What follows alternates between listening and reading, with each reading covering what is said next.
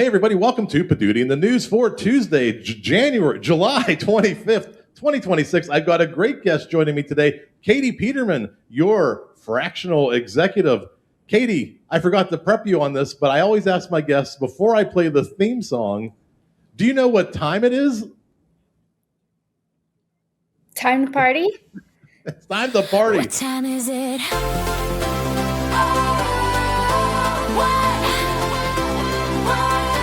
What time is it?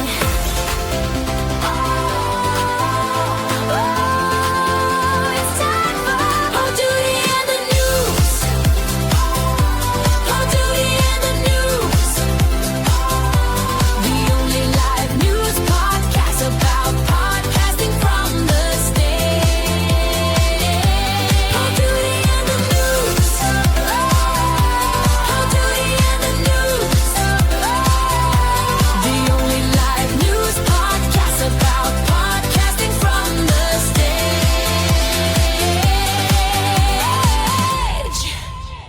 Oh, it's the only live news podcast about podcasting from the stage. And Kati Peterman is joining me today. Kati from Your Fractional Executive. Welcome to the show. Thank you so much for having me. So excited to have you here. Going through we connected through a site called Podmatch, which puts podcasters and guests together. And you've got a great bio, a great experience, talking a lot about, how do you go to the next level? How do you build systems and structure and support for businesses? And you've done a ton of work in the event space, which I think really ties into what we're doing here with live podcasting, live shows, and showing people how do we build that structure, that those business guidelines to lead to success. And I think it's a lot of what you're building over at Your Fractional Executive. But tell us a little bit about it.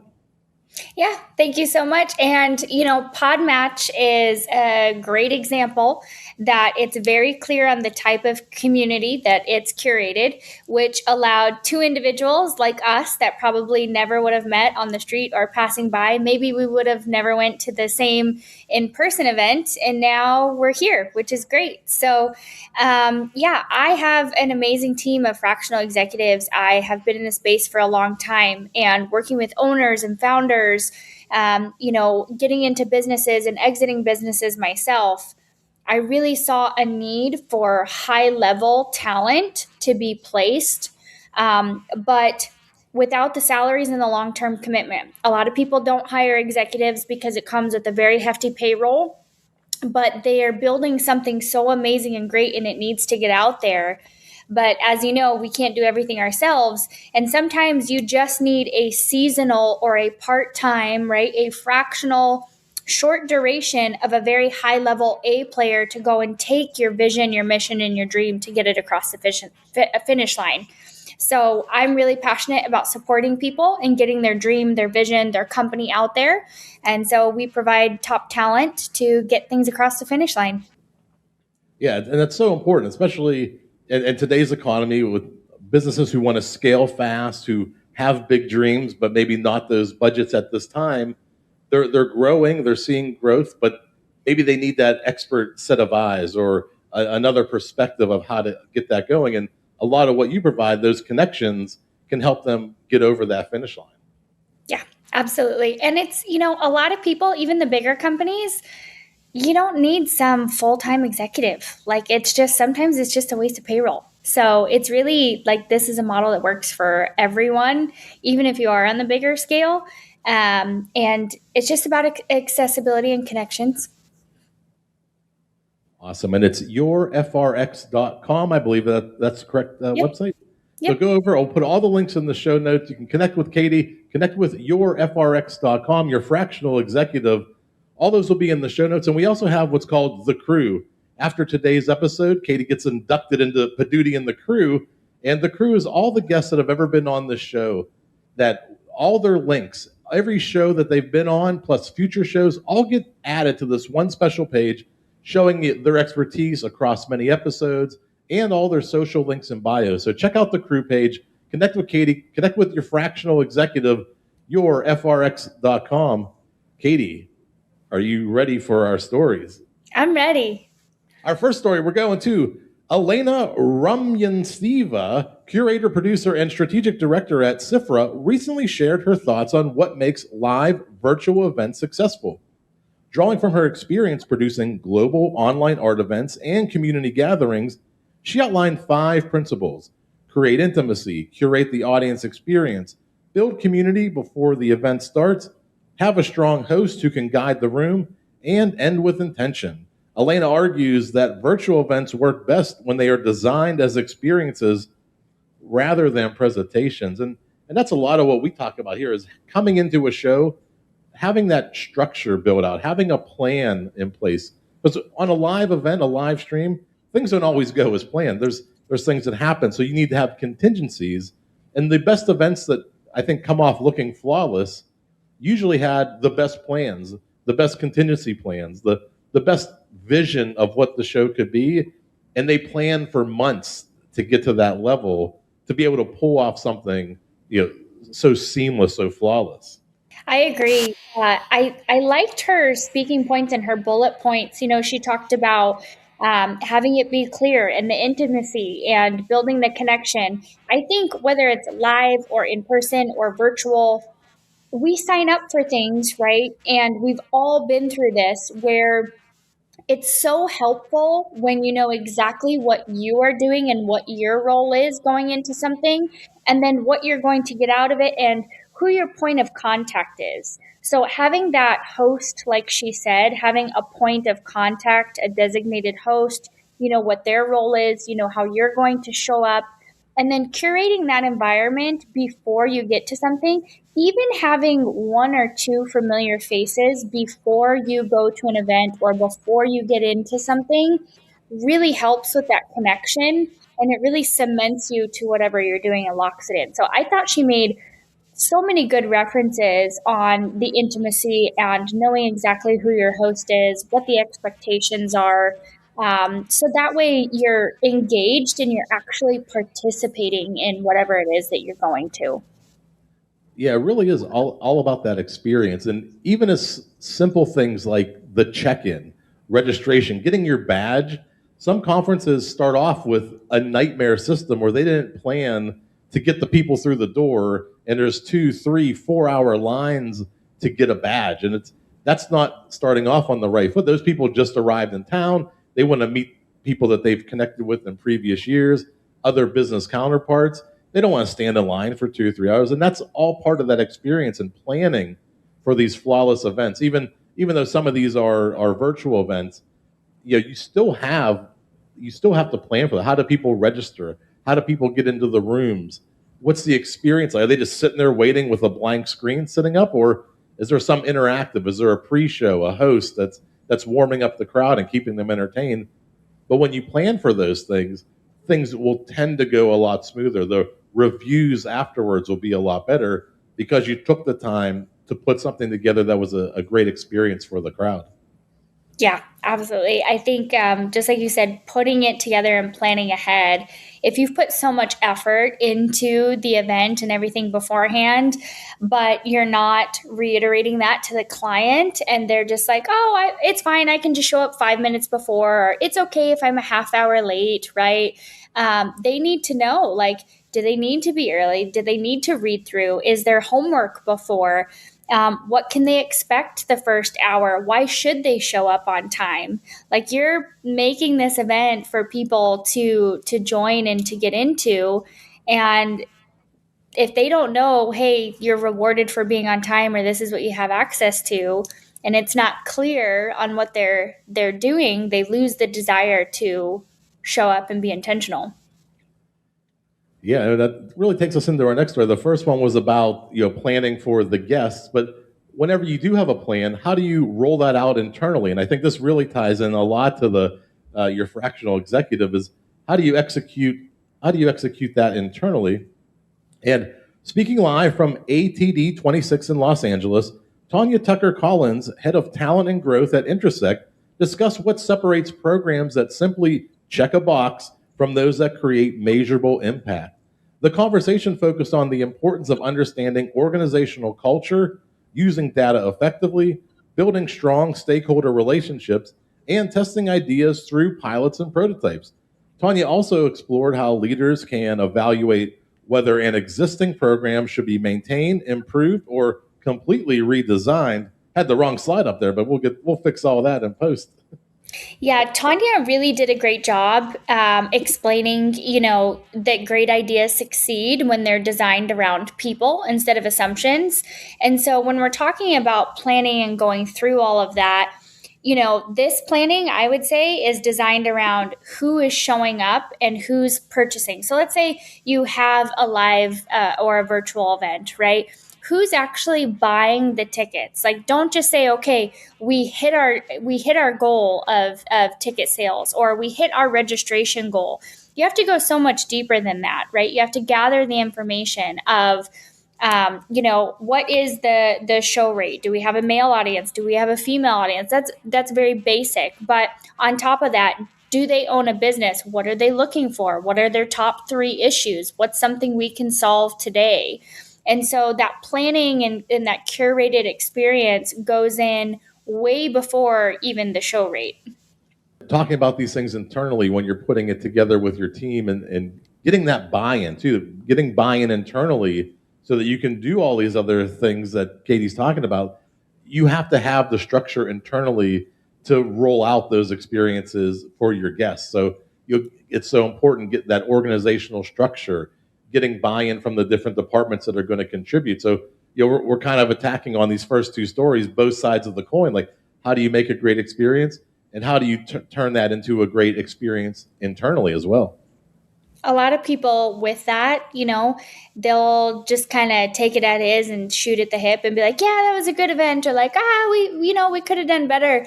The buy-in from your staff and from the audience and from the entire experience, all the way facilitated through, the buy-in is created with data. Like, either we hit our benchmarks or we didn't, and either we got a good result and we got the surveys we wanted, our show rate was dialed in. That all can be structured around being very clear on what data you need to hit all of those things. And all these things that we're talking about, being clear, having set up goals, being transparent and honest, really ties into the next story of how media has changed over the last years. And at the New Media Summit, venture capitalists Mark Andreessen, Ben Horowitz, Eric Torenberg, and Gabby Goldberg discussed how media, communication, and influence have changed in the internet era. The conversation focused on the rise of creator-led platforms, the decline of traditional gatekeepers, and why founders are increasingly building direct relationships with customers and audience through podcasts, social media, and personal brands. The panel also explored the role of authenticity, storytelling, and public communication in modern business. Authenticity, direct communication, storytelling. Really, with this one, I think the biggest takeaway is the success and all these accolades. That's so great. But if someone cannot literally see themselves somewhat along your journey and where you've been and where you're going, and they can't say, okay, I can have that success too. I feel connected to your journey. I see myself going from here to here like you have. I took something from your speech and I've implemented that in my life, and now I'm set up for success. If they can't feel that from you, and it's not some, and I'm so, you don't have to file bankruptcy in order to be somebody one day. Like the started from nothing and the big boom and the blow ups and the all this, like, I think everyone's kind of over that, where they're like, okay, but I didn't do that and I'm here and I'm doing well and life's not really hard, but I'd like to relate to that because I still want to have success. So I think people sharing these personal journeys and who they are as a person, that brand is getting a lot more traction and becoming so much more popular because people say, oh, I can relate to that. Well, let's keep it moving. The host of the New York Times technology podcast, Hard Fork, recently shared what goes into producing their annual live show. This year's event brought roughly 700 attendees together in San Francisco for interviews with technology leaders, including Microsoft's CEO, Satya Nadella. Host Kevin Roos and Casey Newton discussed the differences between recording in a studio and performing live, the importance of creating memorable moments for ticket buyers, and how they prepare for unexpected situations that can arise during events. I think we've all had so many unique experiences arise during live events. Again, planning ahead, which I think everyone has said and had that in common, knowing what to prepare for, going through option A, B, C, having a backup plan. That is what takes option B and option C and turns it into a good moment still. Maybe it's not the original outcome that you wanted, but it's still a desired outcome because you had a plan for it versus like, oh, sorry, we don't have your name badge, so guess you can't come. Versus, hey, don't worry, if you're a guest, just go over here. We'll get you set up. It's going to be handwritten, but we'll have a printed one for you by lunch. That's what plan B looks like. I love we talk so much about planning and contingencies and getting the details right. Sometimes you can't plan what's going to happen. And a little side note about this story is they ran late on starting the show, and the CEO from Microsoft didn't have time to wait. So they had to decide they either had to start the show as is while people were still checking in or lose their headliner. So, those are things that people have to deal with in real time. And, luckily they got the show off in time. They got their main headline guest and they got to have the show that they wanted. So, there's things that are out of your control, but you have to learn how to roll in the moment and make it happen. How do you get to the finish line with what you got, with the cards you were dealt? Yeah, and creating a win-win experience. They still got them out there, still got their original headliner. I'm sure that the headliner still wanted to have a great experience. They took their time to also be there. So when we're making those shifts in the moment, which can be very stressful, you have to make sure that it's not self-serving and you're still creating a win-win environment for everyone involved. Yeah, a win-win environment is a great tie-in for our last story, which I just love this. This is a podcast studio, I believe in New York, and they had kind of like a call for podcasters. They were like, hey, if you can present a podcast, we're going to give you a 1-year opportunity to build your show in our studio. And they got a lot of media coverage out of this. They got people submitting entries, creating podcasts, talking about their studio. This was a great win-win where somebody's going to get this fellowship for a year, and that podcast studio is going to get all this news coverage. And Christine O'Donnell, owner of Bright Sighted Media, appeared on local television, Albany, New York, to announce the winner of her Pitch Your Podcast contest. Jesse O'Connell was named the winner for this podcast, Mixtape Chronicles. The contest provided aspiring podcasters an opportunity to pitch their show concepts and gain visibility, while the live reveal created excitement around the winning project and the broader podcast community. Contests and giveaways are such a fantastic way for like double exposure, free press, media. You can make it fun, and really it can be super cost effective. We did a book signing for someone at an event, and they were really excited about this particular household name to have had an autographed book. And we did a contest and said, hey, basically just shoot a recap of the event and tell us why you enjoyed it and why you would like the book. Tag us, and we're going to be picking one winner. We actually picked 4.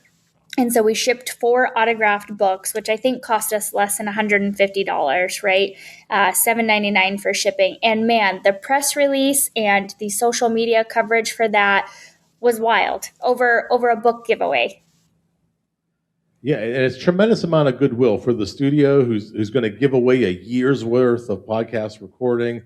That's to somebody local in the community. So people talk about those kind of things, and you just can't buy that kind of goodwill where you're helping a local creator get something off the ground, something that they can produce. And in this case, the person who won this had already put together a pitch deck, a media kit, had some sample episodes on Spotify, all just around this contest idea. So it sparked creativity all across the board, and the audience is the one who voted on it, and they chose the person who really came out at it, full steam ahead. And those were our stories for June, what is it, 23rd, 2026. Kati Peterman, your fractional executive. Oh, one last thing I do before we play the theme song one last time is I turn the floor over to you. You can plug, promote, talk about anything you'd want. Kati, the floor is yours. Yeah, everything that you brought today and all the stories that we covered, I think it's pretty clear, right? Connection, planning ahead, creating a curated experience. The team and I, we've hosted a ton of events. We've been inside some really large company and stages that many of you are familiar with. And for those of you that have audiences and connections, and you're looking to say, hey, how can I create the best experience? How can I make a memorable name for our company and our staff and what we do, where people will talk about this event or this pop-up or my podcast for years to come? We are so happy to connect with anyone and brainstorm and give ideas.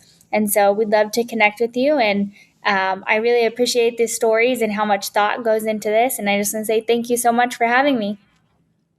You're very welcome. Yourfrx.com. The links will be in the show notes. Kati, do you remember what time it was? It's party time. What time is it?